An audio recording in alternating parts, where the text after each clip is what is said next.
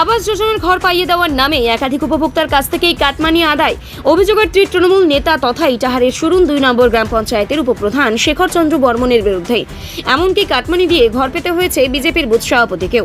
সোমবার এই ঘটনায় চাঞ্চল্য ছড়িয়েছে। পূর্বতন তৃণমূল সরকারের আমলে ভয়ে মুখ বন্ধ রাখলেও বিজেপির সরকার ক্ষমতায় আসতেই ভয় কাটিয়ে উপপ্রধানের বিরুদ্ধে ইটাহার থানায় লিখিত অভিযোগ জানালেন ইটাহারের কেউটাল গ্রামের 16 জন উপভোক্তা। জানা গিয়েছে কেউটাল গ্রামে কাটমানির বিনিময়ে উপভোক্তারা পেয়েছেন আবাস যোজনার ঘর। এলাকার বাসিন্দাদের অভিযোগ, গ্রাম পঞ্চায়েতের উপপ্রধান তথা তৃণমূল নেতা শেখর বর্মন প্রায় 1.5 বছর আগে এলাকার বহু বাসিন্দাদের কাছ থেকে 10 থেকে 20 হাজার টাকা পর্যন্ত কাটমানি নিয়েছেন। পূর্বতন তৃণমূল সরকারের আমলে সরকারি প্রকল্পের সুবিধা পাইয়ে দেওয়ার নামে এভাবে লক্ষ লক্ষ টাকা কাটমানি তুলেছিলেন উপপ্রধান। প্রতিশ্রুতি মতো কেউ কেউ ঘর পেলে অধিকাংশ উপভোক্তা এখনো ঘর পাননি। সম্প্রতি টাকা চাইতে গেলে উপপ্রধান ও তার অনুগামীরা উপভোক্তাদের প্রতিনিয়ত প্রাণনাশের হুমকি দিচ্ছেন বলেও অভিযোগ। এমনকি এই প্রতিবাদী উপভোক্তাদের গতিবিধির উপর নজর রাখছে উপপ্রধানের অনুগামীরা। তৃণমূল সরকারের আমলে ভয়ে কাটমানির টাকা ফেরত চাওয়ার সাহস পাননি তারা। ফলে এবার পুলিশ প্রশাসনের দ্বারস্থ হয়েছেন। তবে সমস্ত অভিযোগ ভিত্তিহীন এবং রাজনৈতিক জীবনচক্র লিপ্ত করতে চক্রান্ত বলে ফোনে জানান উপপ্রধান শেখর বর্মন। এই প্রসঙ্গে উপভোক্তা মঞ্জু বর্মন কি বললেন শুনুন। আপনার নাম কি? আমার নাম মঞ্জু বর্মন। আপনার বাড়ি কোথায়? আমার বাড়ি কেওটাল, কোন অঞ্চল? সুরুনটু গ্রাম পঞ্চায়েত। আপনার কি সমস্যা? আমার সমস্যা একটাই, 2025 সালে আমাদেরকে ঘর দেওয়া ছিল। ঘরের প্রথম পেমেন্ট না ঢুকতেই আমাদের কাছে এখানকার উপপ্রধান 10,000 টাকা নিয়ে নিছে এবং টাকা চাইতে গেলে আমাদেরকে এখন ছিনতাইয়ের চেষ্টা করে, বলে কিসের টাকা দিয়েছো। তো এটাই আমরা বলতেছি যে আমাদের প্রাপ্য আমাদেরকে ফিরিয়ে দেওয়া হোক। আচ্ছা, আমরা এর থেকে বেশি চাই না, আমাদেরকে ভয়ে ভয়ে দিন কাটাতে হচ্ছে। তো এখানে যখন কথা শুনতেছে না তখন আমরা থানায় গেছিলাম কালকে।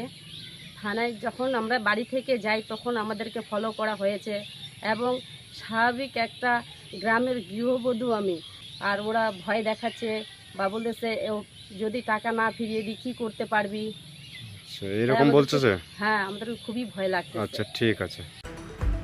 আরও এক উপভোক্তা বরুণ বর্মন, তিনি কি বললেন শুনুন। আপনার কি নাম? আমার নাম বরুণ বর্মন। বাড়ি কোথায়? বাড়ি কেওটাল। আপনার কি সমস্যা? আমার সমস্যা হচ্ছে যে আমি একটা ওই ইন্দিরা আবাসের ঘর পেয়েছিলাম, তো আচ্ছা, তাই আমার কাছ থেকে 20,000 টাকা নিয়েছে। টাকা আমার অ্যাকাউন্টে ঢোকার আগেই হ্যাঁ, ওরা টাকাটা বুঝে নিয়েছে। আচ্ছা, এই সমস্যা। এটাই সমস্যা। আমি টাকাটা পাওয়ার জন্য ওই জন্য আমি কমপ্লেন আচ্ছা, গেছিলাম থানায়। এইটুকুই আমার বক্তব্য। আচ্ছা, ঠিক আছে। অন্যদিকে বিজেপির বুথ সভাপতি মুকুল বর্মন কি বললেন শুনুন। নাম? মুকুল চন্দ্র বর্মন। কোথায় বাড়ি? কেওটাল। কি সমস্যা এতজন মিলে থানায় এসেছেন? আমাদের যে ঘর পাওয়ার প্রতিশ্রুতি দিয়ে অনেক টাকা নিয়েছে, 15,000, কারো কাছে 20,000, কারো কাছে 20,000 কাটমানি। কে নিয়েছে এটা? শেখর চন্দ্র বর্মন, উপপ্রধান, কোন অঞ্চলের? সুরুনটু। তো আপনারা এখানে কতজন আছেন? এখানে মোটামুটি আমরা 17 জন আসছি। তো এরকম কতজনের কাছ থেকে নিয়েছে? আমাদের তো হিসাব করতে গেলে মোটামুটি 60-এর মতো হবে। 60 জন? হ্যাঁ। তো কিসের ঘর? এটা আবাস যোজনা। যখন তৃণমূল ছিল? হ্যাঁ, তৃণমূল যখন ছিল আর কি। তো এখন আপনারা চেয়েছেন টাকা ফেরত টাকা চেয়েছেন? চাইতে গেছিলাম, কিন্তু আমাদেরকে আবার হুমকি দেয়। কি বলে? বলে কি করার করে নিস। টাকা ফেরত দেয়নি? টাকা ফেরত দেয়নি। আপনাদের দাবিটা কি? আমাদের দাবিটা, আমরা তো পাওয়ার উপযুক্ত, কিন্তু হ্যাঁ। আমাদের কাছ থেকে কেন কাটমানিটা নেওয়া হলো, এই জন্যই আমরা এখানে সরকারের কাছে আবেদন করতে আসছি, পুলিশের কাছে। পুলিশ প্রশাসনের কাছে। তো তখন জানাননি কাউকে? তখন তৃণমূল সরকার ছিল, তাই বলে হুমকি চুমকি দিত, ভয় মারধর করতে চাইতো।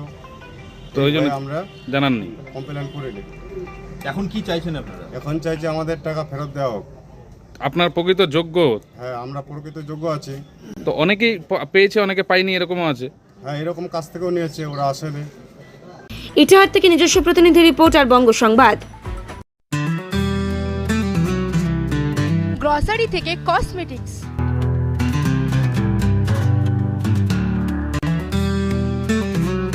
আপনার যে কোনো প্রয়োজনীয় জিনিস পেয়ে যাবেন একই ছাদের তলায়।